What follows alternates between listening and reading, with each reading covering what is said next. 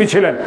পরবর্তীকালে আমরা স্বৈরাচার বিরোধী এরশাদের বিরুদ্ধে আন্দোলন করতে গিয়ে আমরা দীর্ঘদিন এই রাজনীতি আমরা করেছি ঠিকই, কিন্তু আমরা কোনো রকমের নির্বাচন আমরা অংশগ্রহণ করিনি। সংগ্রামী জাতীয় বন্ধুরা, আমরা দীর্ঘ 9টি বৎসর আন্দোলন সংগ্রাম করে আপনারা সকলে দেখেছেন কুতুবপুর ইউনিয়নে কে তখন ছিল কে তখন ছিল না। আজকে অনেক প্রজন্মের অনেক নতুন নতুন মুখ আমরা দেখি। আলহামদুলিল্লাহ, আমরা একসময় চলে যাব, তাদের যুব সমাজকে দায়িত্ব নিতে হবে। তার বলে এই না তোমরা আমাদের দলের মান সম্মান ক্ষুণ্ণ করে তোমরা আমার দলের কি ইজ্জতি করে তোমরা দিনে দিনে রাতারাতি তোমরা পয়সা কামাইয়া লুটপাট করবে, এটা হতে পারে না।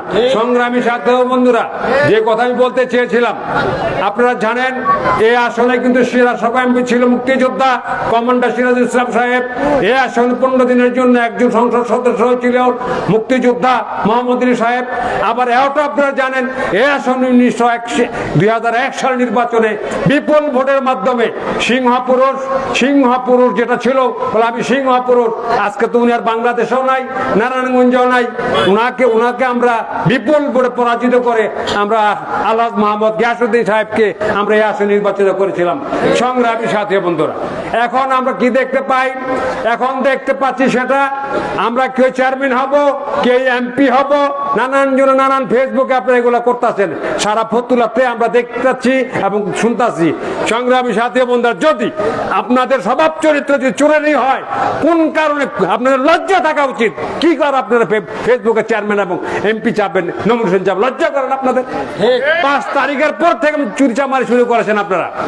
আমরা অনেক দিন অনেক সহ্য করেছি, এগুলা আর সহ্য করতে আমরা চাই না। হয়তো আপনার সঠিক পথে আছেন, নতুবা আপনারা যদি সঠিক পথে থাকেন, আমাদের ফতুল্লা থানার বৃহত্তর অংশ আপনাদের বিরুদ্ধে আমরা কথা বলি। আমাদের বিরুদ্ধে সাহস থাকলে আমরা কথা বলেন যে থানা বিএনপি সিনিয়র সভাপতি এবং থানা বিএনপি সাধারণ সম্পাদক সমস্ত ক্যাবিনেট মেম্বার তার লুটপাট করে খায়, জুট খায়, চুরি রড খায়, সিমেন্ট খায়, জায়গা জমি দল করে। একটা প্রমাণ যদি দিতে পারেন, রাজনীতি আমরা করবো না। ফতুল্লা থানা বিএনপি পক্ষ থেকে সংগ্রামী সাথী বন্ধুরা, আমি আবার আপনাদের অনুরোধ করব, আমাদের দলের মান সম্মান খোয়াবেন না। আপনারা যা করেছেন, যতটুকু করেছেন, এর ভিতরে থেকে তওবা করে পুনরায় আবার মুসলমান হয় বাংলাদেশ জাতীয়তাবাদী দলের আলহাজ মোহাম্মদ গিয়াসউদ্দিন সাহেবের নেতৃত্বে আপনারা বিএনপির রাজনীতি করেন, আমাদের সাথে আসেন। কোন কারণে কখনই আপনারা মনে করেন না আপনাদের সাথে আমাদের মিল হবে। তেল আর পানি কিন্তু মিলে না, তেল পানি কখনই মিলবে না।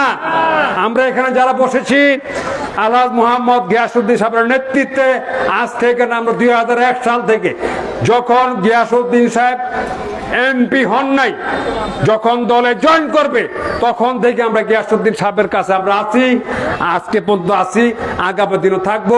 গিয়াসউদ্দিন সাহেবের নেতৃত্বে আমরা নারায়ণগঞ্জ 4 আসনে আমরা রাজনীতি করে যাবো। সংগ্রামী সাথী বন্ধুরা, আপনারা আবার দেখি আবার নতুন একটা মাল লয়ে আপনারা টুকি চুকি করতেছেন।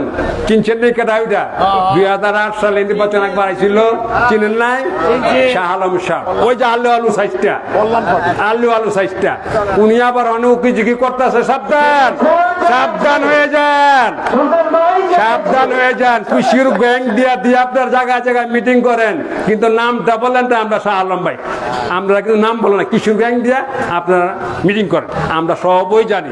আর এমন জায়গাতে আপনারা মিটিং করেন সমস্ত কি সাবেক নেতা দিয়া। আমাদের এখানে কিন্তু কি সাবেক কেউ নেই, সাবেক নাই, একদম রানিং নেতা হেন যারা আমরা এখানে উপস্থিত হয়েছে। সংগ্রামী সাথী বন্ধুরা, তাই আপনাদের বলতে চাই, আপনারা ভয় পাবেন না। আক্তার একটা কথা বলেছিল মাইকে, আমরা বক্তৃতা দেই, চুরি করবেন না, ডাকাতি করবেন না, খুন করবেন না, দর্শন করবেন না, এটা করবেন না, সেটা করবেন। স্টেজে গিয়ে কয় কিরে কত বেচ্ছ কত আনছ, বলছে না ভাই আক্তার আমগো খন্দকার যুগ্ম সম্পদ, আমার কথা এইটুই, আমার কথা এইটুই। যদি আজকে আপনাদের যে বলে যাই চাঁদা কেউকে দিবেন না, কারো যদি চাঁদা দিতে হয় ওর নাম ঠিকানা লইবেন না, পার সকলে মিলে আত্মবাহিনী তুইয়া দিবেন, থানায় বিএনপির খবর দিবেন, নতুবা থানা নিয়ে চালান করে দিয়ে আসবেন। শুধু বাংলা কথা। এরপরে যদি আমরাও যদি ঘটনা না পড়তে পারি, আমাদেরও কিন্তু নেতা আলহাজ মোহাম্মদ গিয়াসউদ্দিন সাহেব, ভুলে যান না।